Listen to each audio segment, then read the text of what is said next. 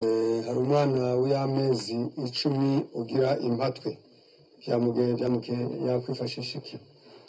Umwana w'amezi 10 ugira impatwe bateka pome, indimu na orange bakabiteka mu mazi make, byamara gushya yarangiza babikatakase neza, yarangiza gumbuza gukatakata neza, so kubikatakatamo kane, ahubwo buri kintu cyose mubikatamwe inshuro 8, yandi munuko kugira ngo ibone kwishya. Byamara gushya yarangiza bashyiramo akukuri, kajya muha ibiyiko 3 mu gitondo, ku manywa na nimugoroba, ukabikora iminsi 4. Yarangiza ariko bagenzure niba adafite ikibazo cyo kuba nyina yarahuzwe cyangwa we nyina akafite amara maremare. Ndumva ibibazo byishaka babazaga, ariko bati umuntu ukunda kanze gatoya, umuntu ukunda kugira ingonera utuntu tw'umweru tumeze nk'ifuro mu maso ariko ku ruhande yakora iki? Ubu abakeneye vitamine A nyinshi kandi n'inzira ebyiri, wafata karoti na onyo ukabirya 3 mu cyumweru ukwezi, ariko ukongera ukayafata ya onyo ukayisatura ukayisiga ku maso, cyangwa ukayisatura gusa ugakangura ijisho ukayireba kugira ngo acide lacrymale iba muri onyo ijemo yoze infection ziri mu gitsiki. Arakoze cyane. Atese spirulina, ibumba, grenadine cyangwa grenadine umubyeyi utwite yabikoresha mu gihe cyose mu bihembwe byose? Oya, nta kintu cyemerewe n'uburyo kurya byaba ari byiza, ariko biba bya buri gihe ntabwo bigira akamaro. Ubundi no mu buzima busanzwe ibumba barikoresha iminsi 8 mu mezi abanza. Mvuza amezi abanza no kuva mu kwezi kwa 1 kugeza mu kwezi kwa 3, yarangiza ukabikoresha iminsi 11. Yarangiza nakayiko gato mu kirahure cy'amazi ni mu gitondo, yarangiza wamara ukabikora iminsi 11. Hanyuma mu kwezi kwa 5 ukongera ukabikora iminsi 8, ukarekeraho yameze atanagaze nta urenzaho kumubumba ngo azabigeze mu kwezi kwa 6, kuko byongera amaraso nayo ari muri katera umuvuduko, kandi utwite mu mezi 6 agasabwa umutima utihuta cyane. Rero reka duse n'abahagarikira ahangaha. Imana yakomeje kubana natwe, komeje kubarindira mu buntu bwayo. Ibibazo byanyu abatashijwe yaravuze ati spirulina nayo ntabwo wayikoresha buri gihe. Igihembwe cya mbere wayikoresha, igihembwe cya kabiri wayikoresha, nuvuga mbese urayikoresha ukarenza amezi 2 ukongera ukarenza amezi uzaba ibihembwe 3 uzabyaye.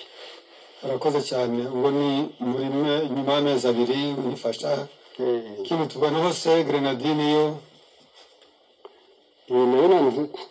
Rero twayisobanuye ko nibura mu bihembwe 3 by'inda agomba gukoresha litiro 3. Turabashimye mwese abadukurikiye, ngaho mugire ibihe byiza. Umwami Imana akomeze kubana namwe, Imana ibakomereze mu buntu bwayo, mugire ibihe byiza. Murakoze. Abangaba nabo bashobora babyungukiremo kuri izi nama basabaga, kugira ngo nabo ubwabo badatahire aho ngaho. Uyanditse ati umuti w'amaso azana amarira iyo umuyaga uhushye n'igihe izuba rivuye. Wowe ntabwo abafite ibintu bikomeye cyane, bagomba gufata pome na onyo n'indimu akabirapa, akarya salade yaje ashyizeho amavuta ya elayo. Yarangiza uyu muntu nibwo buryo bwiza yabavuye ayo maso, kuko ahanini cyane biba bitewe n'impyiko zinaniwe. Arakoze cyane. Yaravuze ati, undi yavuze ati, nibavuze ati se none ko batwigisha ibyigisho byo bashakanye ko mbona bigoye wabireka? Yesu baraganira niko abigishwa bigeze bamubwira, uramutse nta tegeko rihari rivuga ngo ntugashyingirwe, kuko Imana yavuze mu muroke mu ireme umuntu ni visa des hommes, ni ukubaka ugeze ku myaka yo kubaka. Kubw'ibyo rero ntabwo ushatse no guhunga ingorane, ntabwo ingorane ziri ku rugo gusa, ahubwo no kurya biri mu ngorane, no kwambara bifite ingorane, n'akazi bifite ingorane, n'ishuri bifite ingorane. Ahantu hose ntaho wabona wajya ngo hewe kwasanga ingorane ushatse kuzihunga rero keretse uvuye mu isi. Ntabwo rero kuzihunga ibyiza no kubaka, kuko ahubwo ugasaba Imana kugufasha mu kubaka ubwo rugamba nabwo rwaba ari ruzarwanuka umukiranutsi nabwo ukarurwana.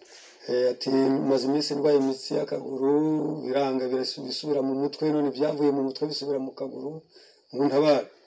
Yego, uwo nguwo ateka romari nyinshi, yarangiza litiro 5 agashyira mu mbegeti, ntashyira mu ibase, yarangiza ayo mazi agashyiramo amakara hamwe n'ikirahuri agakandagiramo, akunda kurya rero niba atatwite akunda kurya tungurusumu akunda kurya onyo agashaka ibituma asinzira neza nijoro kuko nabyo byongera imitsi kudasinzira. Andi ni inkuru nziza imenywa n'abagenzi, ni umubyeyi wakurikiranye ibyigisho ari mu itsinda rya mama Yvonne Mpembe, nanjye nditanze ni munyakire mu nsengero. nuko Imana igufashe irabanza kwishimiye yo inaririmbe mu ijuru yuko ubonetse, wari warazimiye arabonetse, wari warapfuye arazutse, yarangiza ubwo Imana nibanza kwishima natwe turagusengera tukwakire nka bene so. Abandi bati muduhe ibi byigisho, reka dusubire ku bindi bibazo bikeya kugira ngo nibura ibitashubijwe bene kubibaza nabo bagire uko batahana. Mwakoze cyane. Witwa